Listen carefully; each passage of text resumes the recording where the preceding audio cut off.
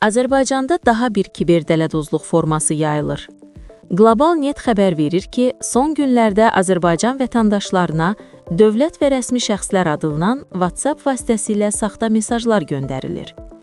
Mesajlarda güya dövlət tərəfindən humanitar xidmətin bir hissəsi olaraq ərzaq, məişət ləvazimatları və digər gündəlik xərclər kimi vacib ehtiyacları qarşılamaq üçün 200 manat məbləğində yardım təklif olunur.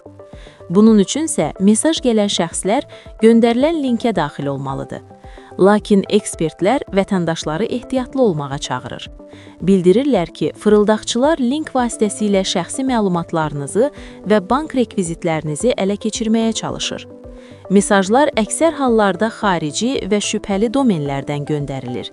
Rəsmi dövlət saytları ilə əlaqəsi yoxdur. Ekspertlər deyir ki, bu cür təhlükələrdən qorunmaq üçün tanımadığınız nömrələrdən gələn linklərə klikləməyin, şəxsi və bank məlumatlarınızı paylaşmayın, mesajı silin və nömrəni bloklayın.